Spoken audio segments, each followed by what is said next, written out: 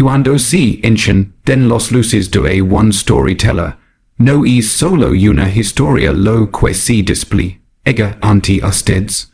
Es el eco de generations, la sangre secreta de un pueblo, contada a través del pulso del tiempo. Con la precisión de un cirujano, y la voz de quien ha caminado sin onos en los sombros, y en la luz. Aquí no relatamos eventos. Desempolvamos verdades, desatamos preguntas que arden, y lo hacemos con un rigor que ha convertido a este canal en leyenda, el guardián moderno de los narrativas más esenciales del alma humana. Hoy les traemos algo más que una crónica. Les traemos una herida abierta, y la posibilidad de su sanación. Atlanta, un día cualquiera, un capitán negro, Elijah Monroe, hero de guerra, médico del honor, ciudadano ejemplar, es detenido brutalmente por la policía en una calle que debería haber sido suya. Lo que sucede a continuación, queridos oyentes, no es solo impactante, es un espejo de nuestra época, una prueba para la fibra moral de una nación. Este es un relato de 8 latidos. Cada uno pulsa con la tensión entre justicia y prejuicio, silencio y dignidad, autoridad y humanidad. Es una travesía desde la humillación hasta la restauración. Y es también una pregunta urgente. ¿Qué vimos cuando decidimos mirar de verdad? Prepárense. Porque lo que van a escuchar no es solo una historia. Es un acto de memoria, una ofrenda de verdad, y una llamada clara a detenerse a escuchar y a nunca más mirar hacia otro lado. Esto es a one storyteller, donde las historias no se cuentan, se viven. El reloj marcaba los 10:46 p.m. cuando el capitán Elijah Monroe salió de su hogar. Una cosa modesta y ubicada en un vecindario suburbano a las afueras de Atlanta. La lluvia caía finamente, como si el cielo quisiera susurrar una advertencia. Elijah, aún con el cansancio pintado en el rostro, lavaba puesta una gorra negra con el escudo de la división médica del ejército de los Estados Unidos, una camisa ajustada de algodón, y jeans oscuros. Su camioneta, una Silverado del 2008, esperaba paciente al bord de la acera. Había recibido una llamada de su esposa, Jasmine, hace unos minutos. Su coche se había detenido en medio del Cruz de Ponce y Moreland. Elijah, con la eficiencia de quien ha vivido en zonas de combate, no dudó en lanzarse a la tarea. Nada fuera de lo común. Pero esa noche no era una noche cualquiera. Mientras conducía con suavidad por los calles mayores, el parabrisas barría la luz, ni con movimientos rítmicos. En la radio sonaba un viejo tema de Marvin Gaye que Elijah tarareaba con un dejo de nostalgia.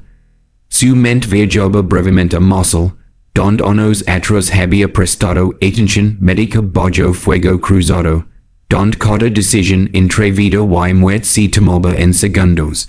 Pensó en sus hijos dormidos en casa, en Jasmine esperándolo con el seno fruncido, y en lo mucho que había tenido que calor para sobrevivir en un país que le debía tanto y le reconoce tan poco. A 2 zonas del punto de encuentro, notó algo extraño. Una patrulla estacionada en el costado opuesto, con el motor encendido.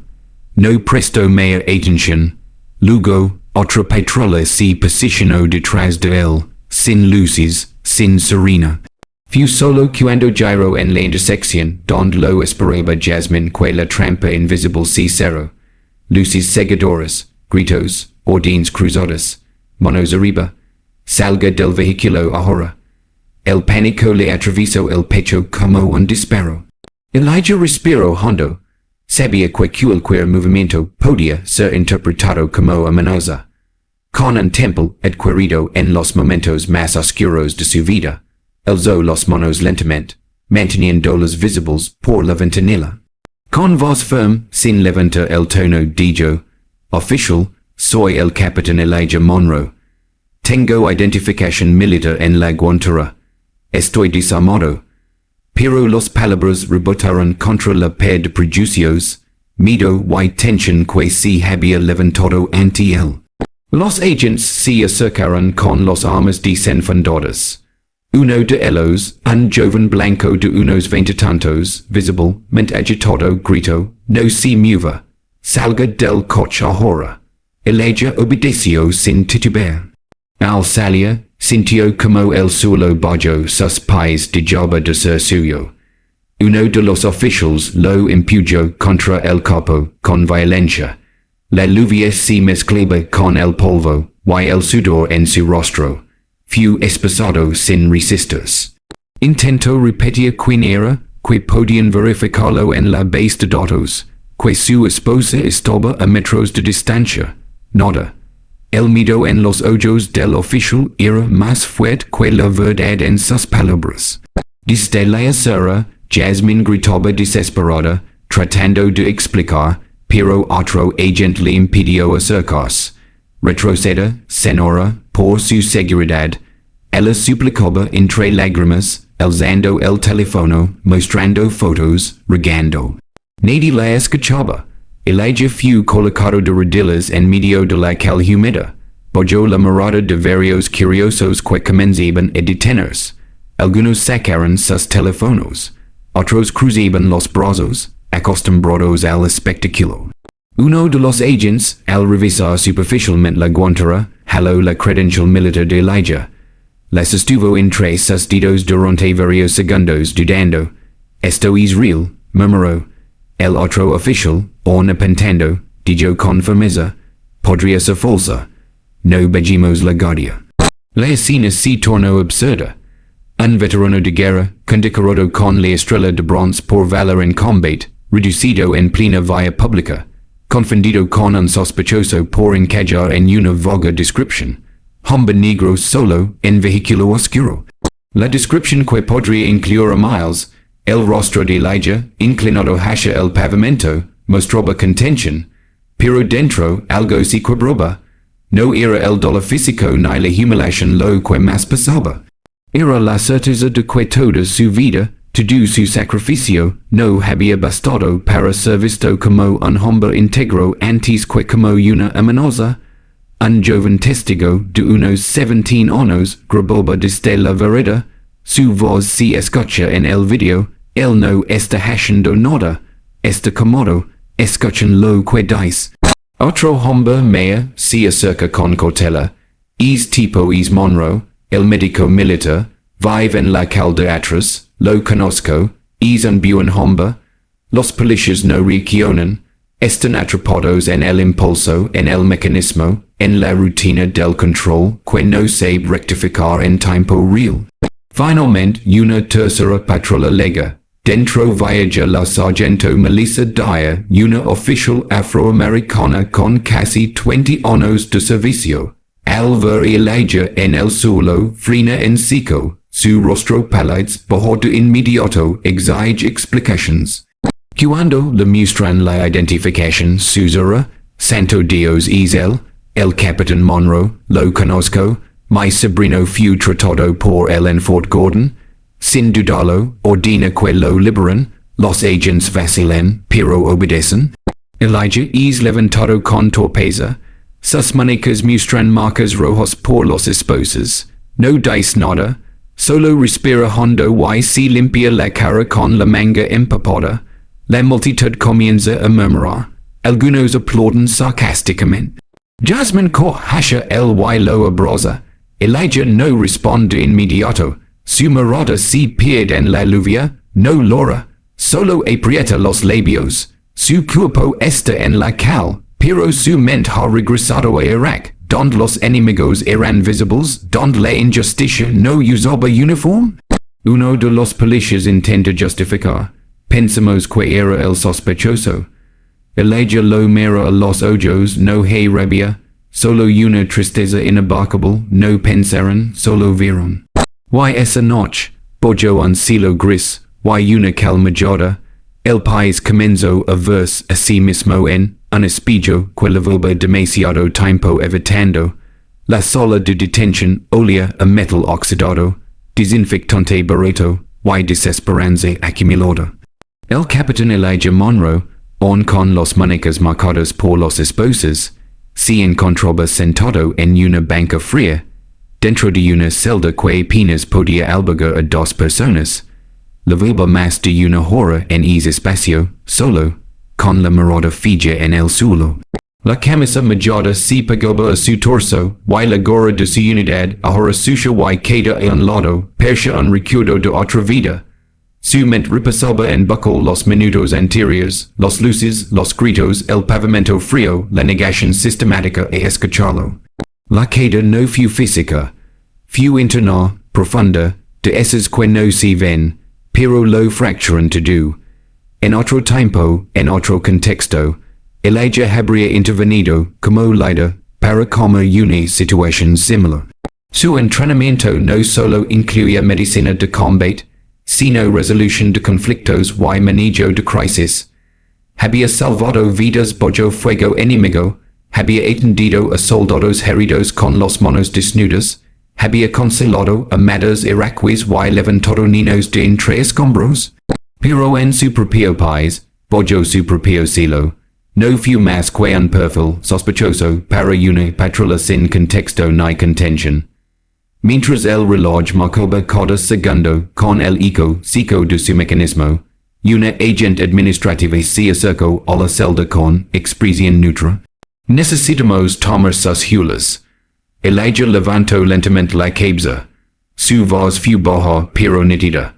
¿Sabían ustedes que los míos ya están en los archivos federales?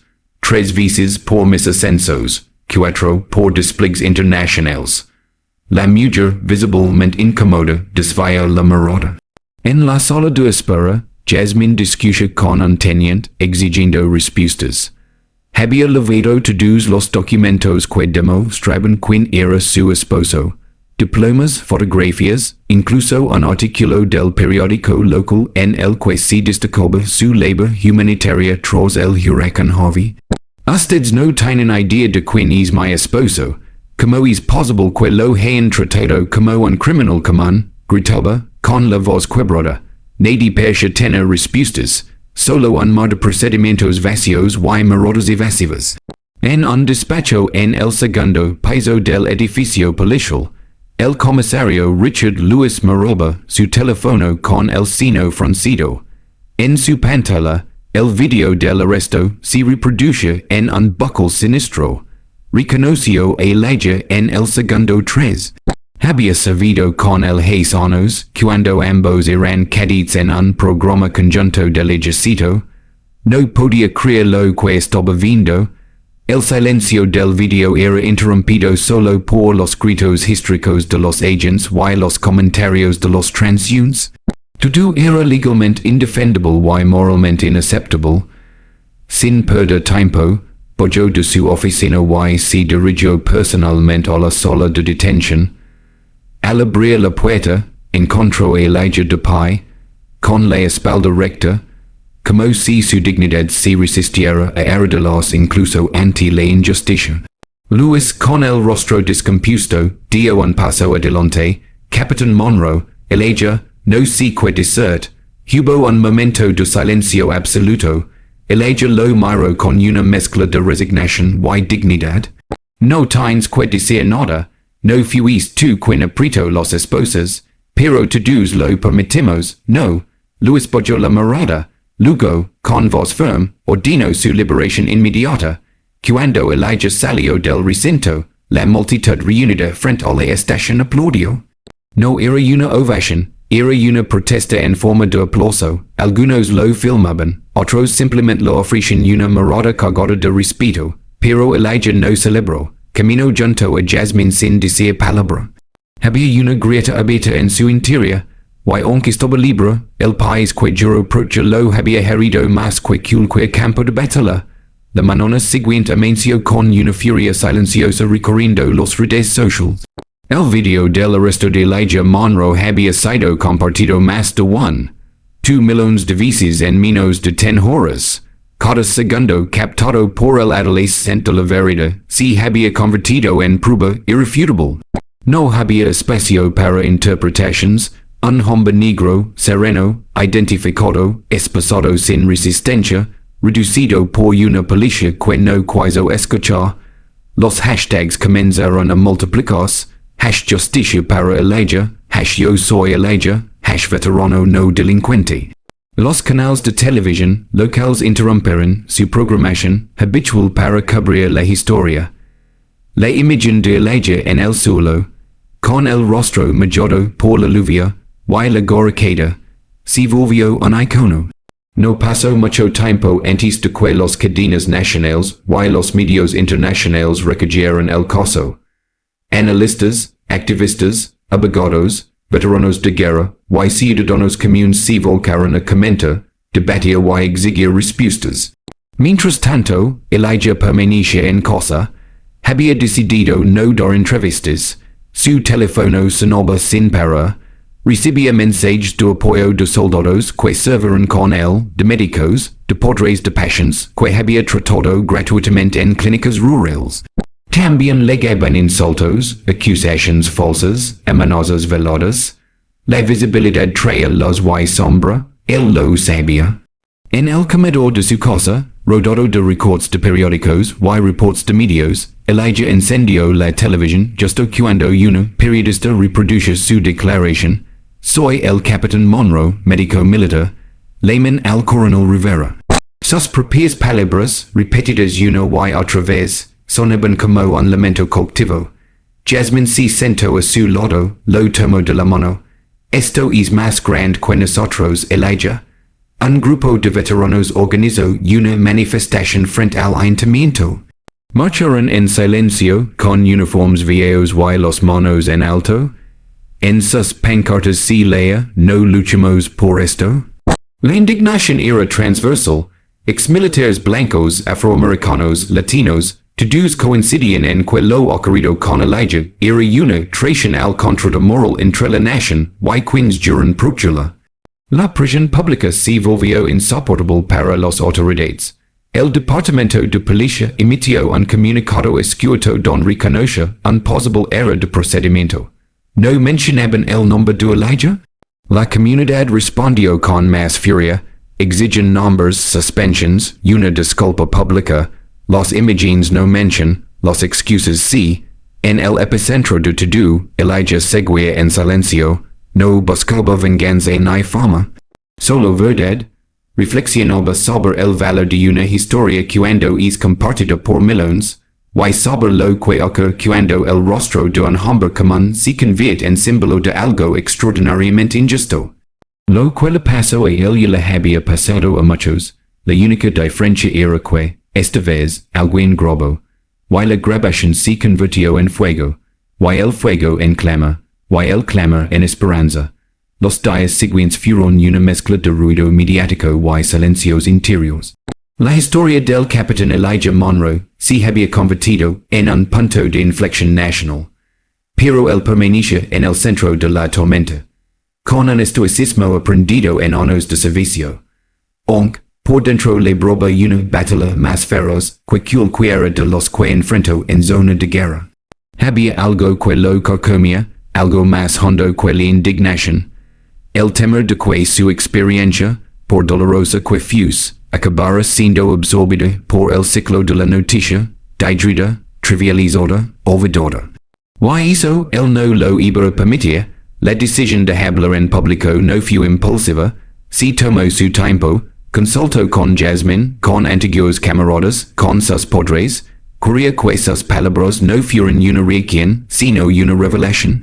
La oportunidad llegó cuando un grupo de veteranos de guerra organizó un foro comunitario en un centro cultural de Atlanta.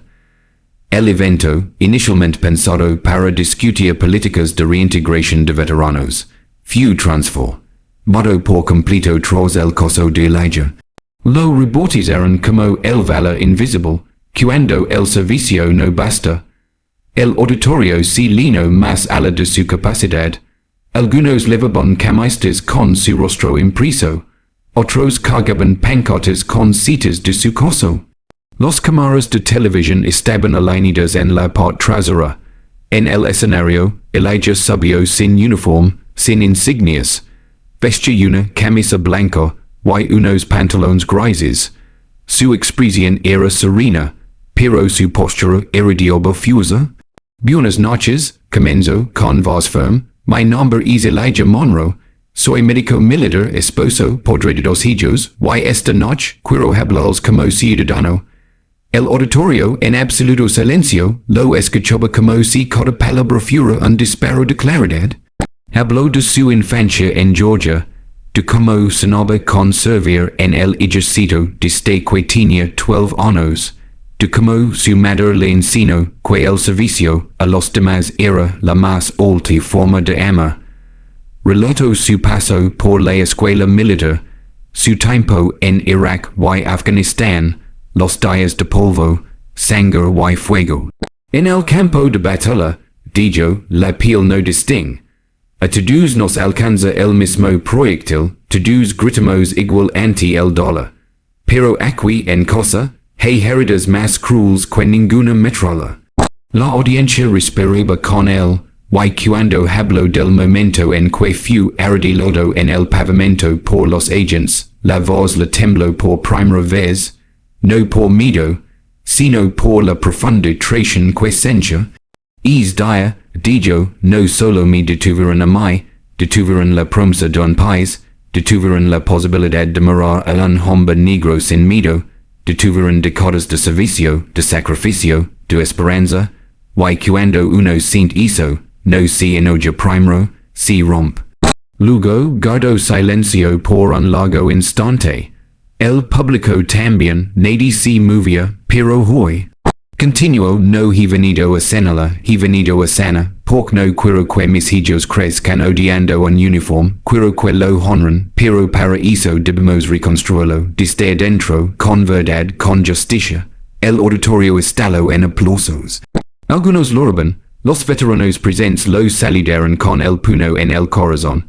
Aquel discurso, filmado desde decenas de ángulos, se volvió viral esa misma noche. No por su espectacularidad, sino por su autenticidad. Varios miembros del Congreso tomaron nota. Un senador republicano y una congresista demócrata propusieron, en una conferencia conjunta, una revisión federal del protocolo de identificación y detención policial, comenzando por los bases de datos cruzados con el Departamento de Defensa. Era apenas un primer paso, pero lo era gracias a él. Elijah no buscó convertirse en portavoz de un movimiento, pero se convirtió en su faro. Escuelas lo invitaban para hablar sobre prejuicio implícito, academias policiales lo citaban como caso de estudio. Él aceptaba solo algunas de esas solicitudes, su objetivo era otro, evitar que otros quieran como él. Una noche en una pequeña universidad comunitaria, un joven cadet se lo acercó al final de una charla. Le dijo que su padre había muerto en Afganistán, y que pensaba dejar la academia tras ver su video. Elijah lo miró a los ojos y le dijo, no renuncies, transfórmalo desde dentro, pero nunca olvides de que lado estás cuando te duard. Esa noche, por primera vez desde el incidente, durmió sin sobresaltos. Meses después, los agents involucrados en la detención de Elijah fueron llamados a declarar ante una comisión civil independiente. La prisión pública no había cedido, y aunque la maquinaria institucional intentó dilatar el proceso, la contundencia del material audiovisual y el impacto social no podían ser ignorados. La comisión se componía de ciudadanos comunes, expertos legales, ex-oficiales de policía y representantes de derechos humanos. Elijah asistió a cada sesión, no como denunciante, sino como testigo. Su testimonio fue sereno, detallado, sin adornos ni dramatismos. Mostró paso a paso, como un protocolo folido, y un prejuicio inconsciente podían destruir vidas. Cuando se le preguntó que esperaba del proceso, su respuesta fue simple, no buscó castigo, buscó transformación. La investigación concluyó que los oficiales habían actuado bajo supuestos erróneos y con uso excesivo de fuerza. Uno fue suspendido sin goce de sueldo, otro obligado a tomar un curso de reintegración comunitaria y sensibilización racial. Pero lo más importante fue la decisión unan, I'm destables a un nuevo protocolo a nivel estatal. Toda detención debía verificarse con una base de datos integrada antes del uso de esposas, siempre que no hubis peligro inminente. Además, se incluye un programa obligatorio de revisión de prejuicios para todo agente en servicio. El gobernador firmó la orden ejecutiva en una ceremonia discreta. Elijah fue invitado, pero declinó asistir. En su lugar, envió una carta. La justicia no se celebra, se adjudica. Y se vigila para que no se duerma. En su barrio, los vecinos organizaron una caminata simbólica. No se trataba de una marcha, sino de una procesión silenciosa. Iban vestidos de blanco, levaban velas, en cada paso, repetían el nombre de alguna persona víctima de un arresto injusto. Elijah y Jasmine caminaron al frente, tomados de la mano. Sus hijos levaban una pancarta que decía, Papa no se quedó, nos levantó a todos. Los medios cubrieron la jornada, pero Elijah había pedido que no se interrumpiera el flujo natural del momento. No era espectáculo, era memoria. Tiempo después fue invitado a participar en una serie documental sobre justicia y reconciliación. Aceptó con una condición, que se contaran otras historias, no solo la suya. Quería que el país escuchara a quienes no tenían nombre ni viralidad, que el eco de su voz fuera una puerta abierta, no un final de crédito. A través de su experiencia, se empezaron a crear programas de mentoría entre policías jóvenes y veteranos afroamericanos. El proyecto piloto, impulsado por una fundación privada, buscaba generar vínculos reales más allá de los estereotipos. Elijah participaba en sesiones cerradas con pasión, no lo que vivió, sino lo que sintió, porque los hechos cambian leyes, decía, pero los emotions cambian conciencias. En una de esas sesiones, un joven oficial blanco rompió el hora. Dijo que jamás se había dado cuenta de que antes veces reaccionaba con miedo frente a lo que no conocía. No me entrenaron para entender, me entrenaron para controlar. Elijah le respondió, el control sin comprensión es solo otra forma de violencia, pero estás aquí. Y eso ya es un comienzo. El impacto de aquella conversación se replicó en decenas de departamentos policiales. Elijah, sin proponérselo, había sembrado algo más profundo que una protesta, una conversación, un reencuentro entre lo que somos y lo que podríamos ser si decidiéramos mirarnos de frente. Y así, paso a paso, sin estridencias, el Capitán Monroe comenzó a reconstruir, no su imagen, sino el país que on crea posible.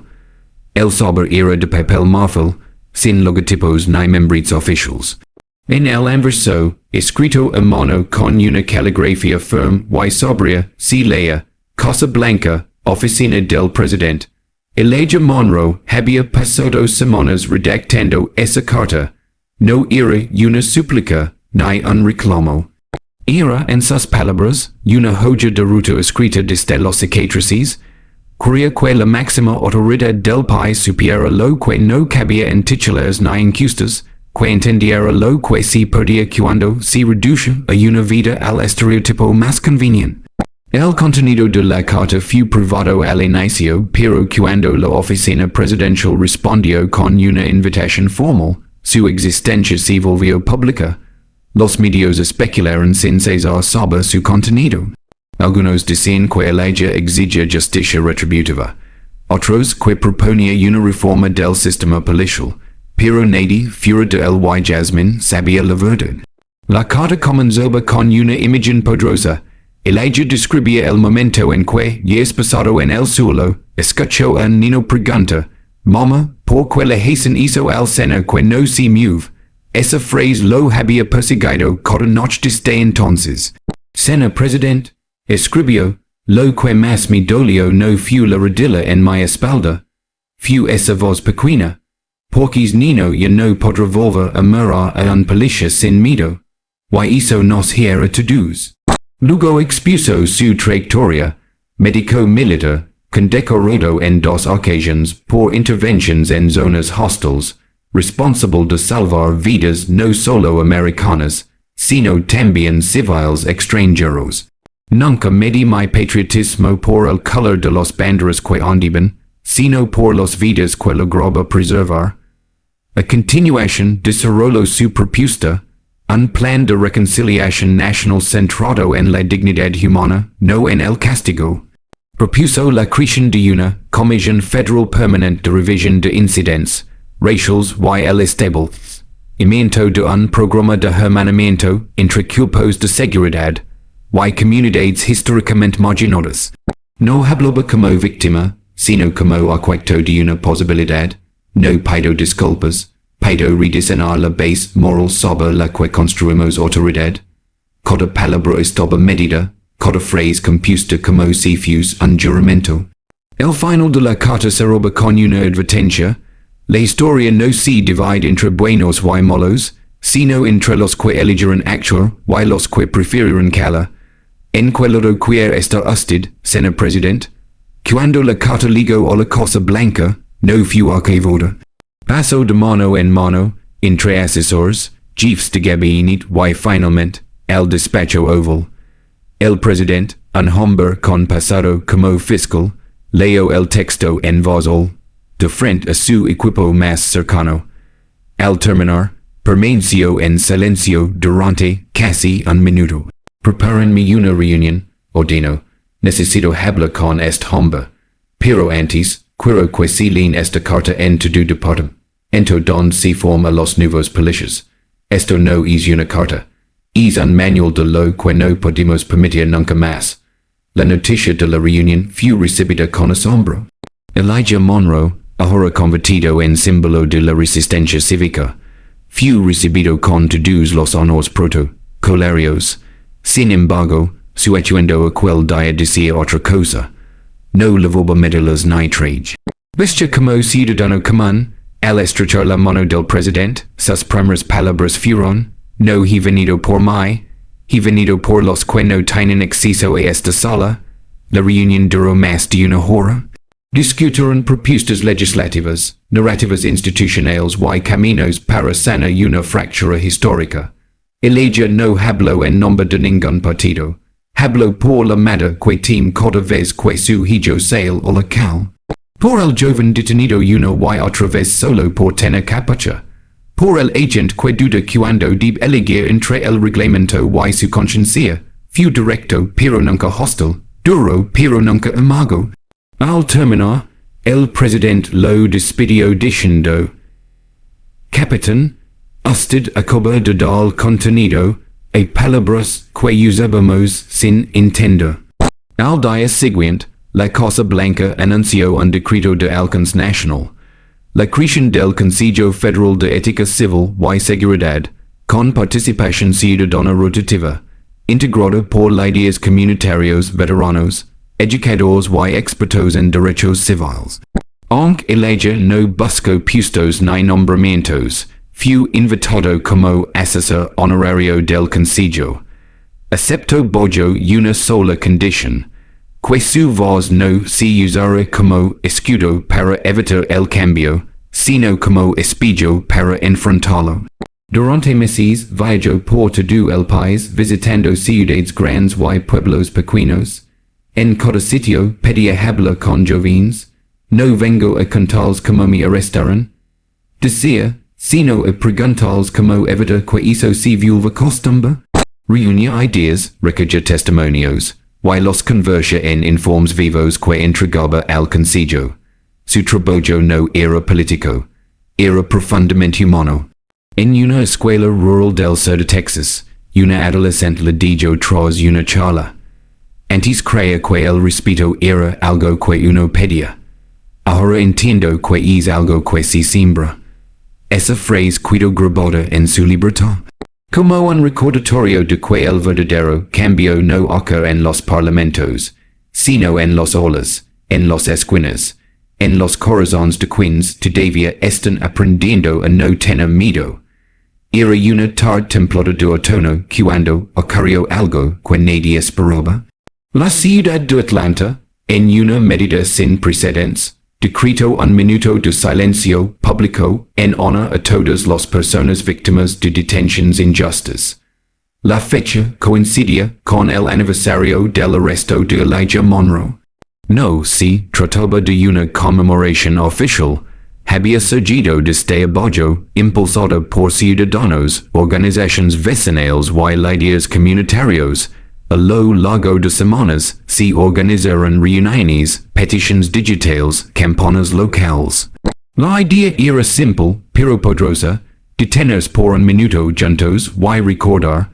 La alcaldía, tras recibir más de 100 firmas, decidió respaldar la iniciativa. Las escuelas informaron que ese día, a las 12:00 en punto, los estudiantes guardarían silencio. Los comercios apagarían sus luces por 60 segundos. Los emisoras radiales interrumpirían su programación con una señal sonora.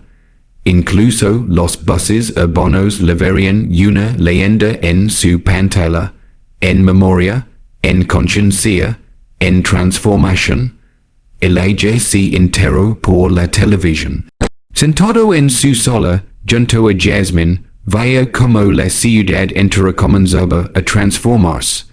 Un mural con su rostro había sido pintado en una pared cercana al centro. No lo mostraba espesado ni cabizbajo. Lo retrataba erguido, mirando al horizonte, con las palabras, no me detuve, me transform. Era arte bono, pero per, si una estampa sagrada. Aquel mediodía, cuando sonó la señal, Elijah no estaba frente a las cámaras ni en un estrado. Había decidido pasar ese minuto en la misma esquina donde todo comenzó. Vestido con la misma chaqueta, camino bajo una llovizna fina, y se detuvo en el punto exacto donde lo habían reducido. Cerró los ojos. El silencio no era solo un acto simbólico, era un eco del pasado, un eco de miles. En los cuadras vecinas, la ciudad pareció contener el aliento. Los sirenas cesaron, los máquinas se detuvieron. Incluso el tráfico por breves segundos pareció rendirse a la pulsa. Desde lo alto, los drones de los noticieros captaron imágenes sobrecogedoras. Una metrópolis congelada en respeto. En los rostros de la gente se leía algo que no podía fingerse, reconocimiento, no a una figura pública, sino a la dignidad que todos comparten. Cuando el minuto terminó, algunos aplaudieron, otros lloraron, muchos se abrazaron. Elijah, en cambio, se mantuvo en silencio unos segundos más, luego respiró hondo, como si regresara de un lugar lejano. En su mente, la voz del niño que una vez preguntó por qué el señor que no se movía era tratado como un criminal. Hoy, quizás ese mismo niño miraba por televisión y comprendía que el país también podía pedir perdón. El evento tuvo repercusión internacional. Ciudades en Canadá, Reino Unido y Sudáfrica replicaron el minuto de silencio. Algunos comenzaron a adoptar la fecha como símbolo de lucha contra la violencia institucional. Lo que comenzó como una historia individual se había transformado en un movimiento global. En los días siguientes surgieron iniciativas ciudadanas inspiradas en lo vivido. Bibliotecas comunitarias en barrios vulnerables, foros abiertos entre grupos policiales y vecindarios, centros de escucha para víctimas de discriminación. Elijah lo invitaron a dar conferencias en universidades, organismos internacionales y hasta en Naciones Unidas. Siempre aceptaba con la misma premisa, no habló como hero, habló como humano que se negó a perder su nombre. Durante una entrevista, le preguntaron si el arresto había sido el momento más oscuro de su vida. Elijah pensó por un instante y respondió, no, el más oscuro habría sido Calum. Esa frase contundente y serena fue compartida en millones de pantallas, convertidos en lema de pancartas, camisas y murales. Y así, en la ciudad donde una vez fue reducido, ahora caminaba libre, no solo de esposas, sino del silencio al que tantos otros habían sido condenados antes. Elijah Monroe no si volvió un martir, ni un símbolo político, si volvió una voz, y en esa voz la ciudad, el país, y quizzes el mundo, aprendieron a escuchar de nuevo. Si esta historia resonó contigo, no la dejes morir en el silencio. Del me gusta si sentiste el pulso de la verdad latiendo en cada palabra. Compart este relato con quienes on creen que las historias no solo entretienen, sino que transforman. Y si valoras la narración que honra la memoria, la justicia y la humanidad, suscribe a One Storyteller el canal donde cada historia no solo se cuenta, se groba en la conciencia, porque aquí, las palabras no terminan con el punto final. Comienzan contigo. Subscribe for more transformative stories that move the soul and shift perspectives. Turn on notifications